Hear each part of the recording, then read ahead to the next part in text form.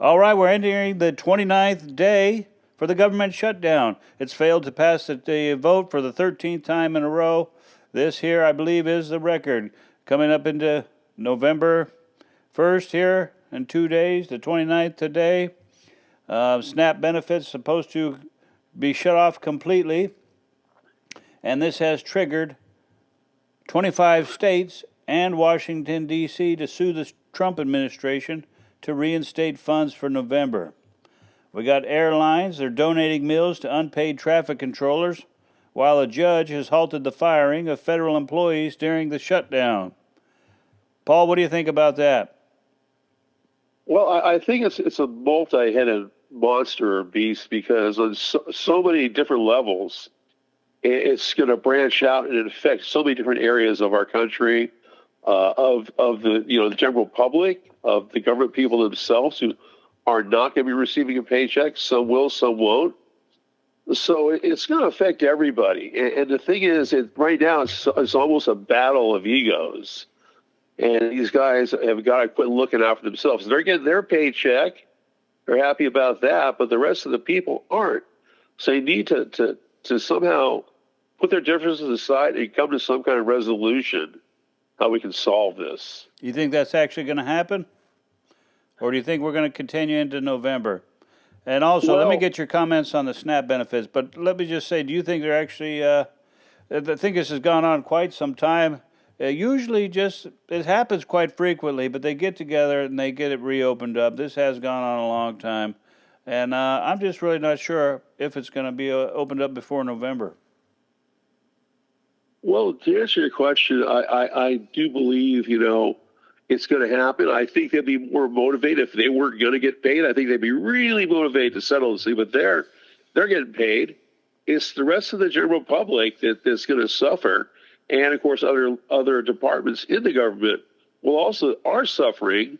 They're not getting their pay. And of course, the people who know that they're not receiving these benefits will become desperate. And just in that mindset is going to scare the rest of us a little bit. Because the old adage, desperate people will do desperate things. I'm not going to reach too far out on that, but when you think about it, if you're not getting food, what are you going to do? Well, this could make the COVID lockdowns look like a walk in the park if something's not done. So I think these guys really need to come together, really expedite it, put the egos aside, as I mentioned, try to say, hey, we're doing this for the people, not for ourselves. It should have been done. That's like it should have been done already. Well, I was talking to a federal employee, I think yesterday or the day before, and I told her we were having a debate whether or not the federal employees were actually getting paid even though they weren't going to work. And she said this time they're not getting their paycheck. She had to cancel a trip. They're not getting their paycheck, but this would be the first paycheck that they're not getting. As far as the SNAP benefits supposed to close on November, there is a lot of hype about this, and I think rightfully so. If these people have no food, they're waiting on their SNAP benefits, the EBT. So if they don't get their food stamps, I think they may only just have a couple of days of food. Some people, none at all. We got the charity donations, the churches, whoever else is handing out food, but not everybody's going to get that. And I can see some serious panic going on, and very interesting to see what's going to take place. What do you think about that? Well, yeah, I do believe that. I do believe there's a lot of good people out there, no matter what the government does or if these people are working or not. There's a lot of American people are going to be very generous and very caring. And there's a lot of people who want to help out. But a lot of times the EBT does disempower people, as you and I know, and they don't want to work. From my era, you were taught to work, and that's what helped society become a normal society. You contribute, you get something back. You look to help, not always just for yourself, but at the bigger picture. But it's about not just thinking about yourself, but thinking of your country. Well, I think if we were to adopt that would be good. But it's a different era. People don't have that kind of picture outlook. They look about what they can do for themselves. And if we were to team up a little bit and get that mindset, I think this thing could end or at least people can survive. You're supposed to save a certain amount of money for situations, saving for a rainy day, things that do happen like this. Well, look, you But and I again, both know that's not going to the way happen. what you mentioned before, I don't know if these guys can settle in time, and we'll find out the 1st of November. Well, you and I both know that's not going to happen. We got hordes and hordes of people out there have no food. They're waiting for their food stamps to come in November. If those don't come, realistically, what can you see happening? I mean, you look at these cities. You got large populations of people not going to have any food. I mean, how long can you go without food? How long can your children go without food, etc.? Realistically, what can you see could happen? I mean, just play it out for us a bit, if you can imagine what would happen, what could happen. I think first thing they're going to do is try to steal some food from the easy targets, the big markets, the stores that they can go in and just get some food and get out. They might do it as a group. You know, they have these group robbery things where they all get together, they organize, they go into a store and bum rush it and grab everything and run out. I could see that happening, but now there is rumors as well that the stores will be closing. So if the stores close up, people don't have any food, you know, what can happen next? Okay, what I see happening, for instance, we're talking something along that, like the old movie The Road Warriors, where these people do you know, they'll break any law. You know, might makes right. I mean, I can see big giant trucks crashing through a building and everything just being plundered, and people at Walmart just kind of standing by, or, you know, security, they don't want to get involved and get hurt. These people will be packing guns.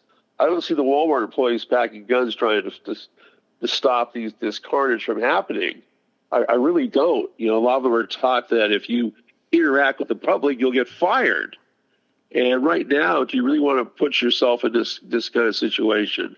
Apparently, from my sources, that Walmart said it was going to shut down for a couple of months and take only online orders and delivery. But of course, those people who go out there to get their groceries for curbside pickup will be easy targets. So it's not going to stop there.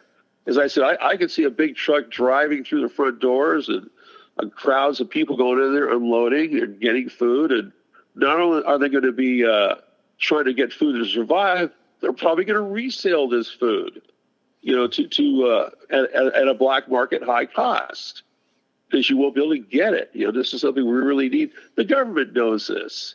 They got to put their selves aside. They've got to be solution oriented.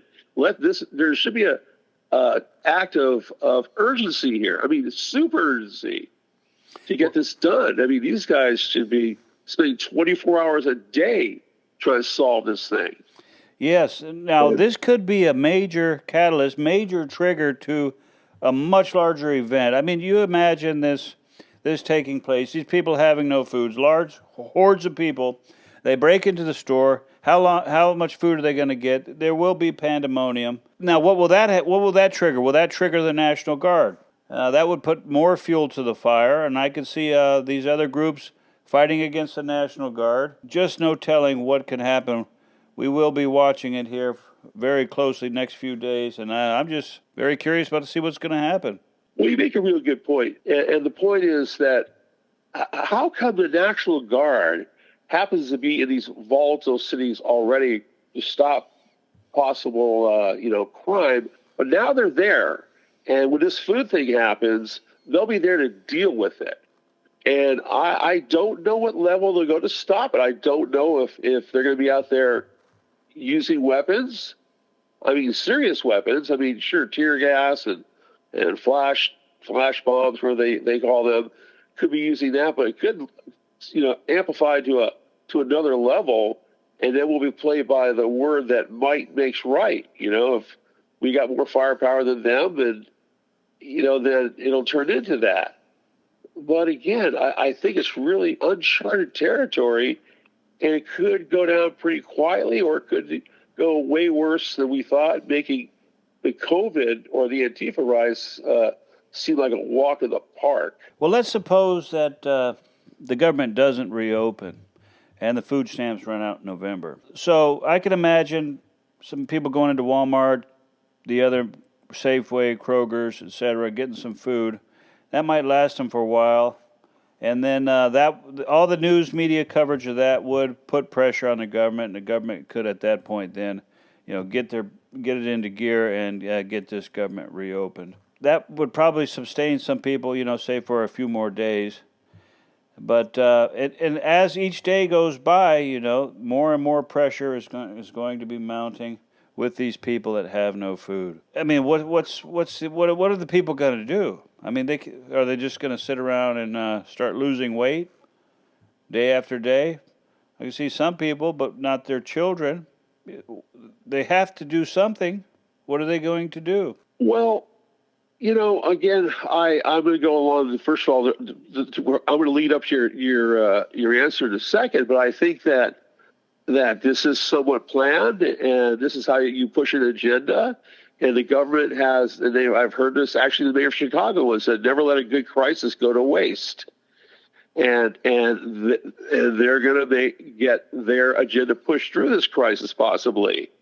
This is the time to do it. And order out of chaos, or chaos out. This is where you're able to get these things done in these very volatile situations. If you have something you want to push across, being more of control and more people going to, hey, we're the government, we're going to save you. I don't know about that. Right now, this is going to have to run its course. As we've mentioned, people will get desperate. They're going to be doing some desperate things. And I'm talking almost anything. And I've heard, when I hear women saying this, I go, wow, that's scary. Yeah, I've seen some of those baseball videos. Bats and steel-toed boots and, well, maybe high heels, I guess. But hey, what I just reminded me of is if they attack these stores, that's going to throw a monkey wrench into the gears for the people who are not dependent on food stamps, because average person only has just a few meals or a few days of meals in their cupboards. They're reliant on the grocery stores themselves. So if there's a problem at the grocery store closes or gets looted, there's no food left. Now all the other people don't have food, and this causes even a bigger crisis. Well, I think you're putting on a warning is that people should listen to what we're saying and what other YouTubers are saying about this. And you better get your butts out there and stock up today and tomorrow, because you don't know what's going to happen. What's the worst thing that's going to happen to you? If it doesn't happen, you have some extra food you're going to use. But if it does happen, you'll be thanking fellow YouTubers and yourselves for being smart enough to get ahead of the curve and pick up food, water, whatever materials, maybe medicine, I don't know, that you can't get. Some stuff's going to be very, very hard to get. I mean, this is like out of some futuristic possible movie. And I'm betting on, as I said, I'm not a doomer and gloomer, but I'm betting that something will happen. I'm going out today. I'm going to go shopping. I'm going to get what I need, refrigerated stuff, I can freeze, maybe some medicines. Yeah, I'm surprised people aren't doing the ready. dash to the store already, like they did with the COVID toilet paper. I'm surprised people aren't making a mad dash for the grocery stores. But I wanted to also, because we're almost out of time, is hit on there's some hurricanes going on. Also, there's a $40 million lawsuit by a teacher who got shot by a 6-year-old child. Can you believe that? The more things I can't believe I'm starting to believe, because I'm seeing them play out in real time. And it's like, wow. I mean, I'm the old saying, I'm not surprised by anything anymore. Yeah. Also, there's rumors that a Reuters investigation found that Trump family earned $800 million in crypto assets in the first half of 2025. AI is exploding. There's this company that makes computer chips for AI called NVIDIA. They hit $5 trillion net worth. I just heard today that they got a government contract. Oh, is that what it is? So and in fact, I think the CEO was speaking about it with Trump about this contract. And Trump's actually very, very happy about NVIDIA, because what they've done is they are bringing manufacturing back to the United States. They've shut down some of our international plants. They're bringing it back, like a lot of companies are. You got to give Trump a lot of credit for that, bringing work back to the United States. But is it too late? I hope not. the tariffs are working, but they're also detrimental in some ways. There's a Hurricane Melissa strikes Cuba. Did you hear about that one? I heard the hurricane has hit. I thought it was actually Jamaica, but if it got Cuba, that's a little. It seems like it's a normal route that it would go, and you're talking winds at over 185 miles an hour, Category 5 hurricane, which is, I think, way worse than any earthquake. That's for sure. Yeah. An earthquake happens for about 30 seconds, and you know what you're getting. All right, these hurricanes just go, and you're just hanging on for dear life, and you're you're kind of reflecting on your Christianity again, and starting to pray a little more, and hope for the best, because it's no joke. India has a cyclone. Also down in Brazil, Rio de Janeiro, there was a large police raid where 64 people were killed. Could you imagine that? Yeah, now going on a theory here, we do talk on some slight conspiracies. There are a lot of people who are talking about government weather manipulation. Now, some of you are going to laugh, and some of you say, hey, we have amazing technology. Why not? And so, if you don't play ball with us, or if we want to maybe push an agenda, you may have some severe weather coming your way. No, I'm not going to say I believe it 100%, but we have a very open-minded show where we will explore all angles and at least look at them a little bit. Just say, hey, does that make sense? Because the government has been experimenting with weather since the 1960s. So I'm sure if they kept that program up, they've advanced dramatically. Yeah, I think you're right. I heard in the Middle East, where all the oil's at, they got all the money down in the desert. They make it rain every day. They spend like ungodly amount of money just to make it rain every day there. Well, they have an ungodly amount of money, so yeah, they probably could do that. Weather, what can you do to prevent that? You can only prepare for it. The weather manipulation, as I said, has been going on for a while. People have the word chemtrails, and it's really interesting. If you look up at the sky, look at those planes, a chemtrail disappears quickly, real quickly. Chemtrails just spread out. They cloud the sky. They do these tic-tac-toe patterns and cross patterns and unmarked planes, and you really can't get an answer. It's been going on for about 30 years. And, again, we look at all angles here. What about starting fires? We do require proof. Can they start fires? Yes. Can they start earthquakes? They can. But again, you're going into very dangerous territory when, you look at some of these fire situations where, a forest fire can't generate enough heat to melt a car. It just doesn't happen. So what causes that? Some extreme high heat situation. We have to do a little more research on that, but there are some anomalies that can't be explained. So you just can't say, oh, that's the reason. It's this space age technology. We don't know that. But we know there are anomalies that can't be explained. And, it kind of points that, hey, what did this? Paradise, California was an example of this. At the rate the fires went, with weather manipulation, you can actually enhance fires, and, Maui, that was another classic example.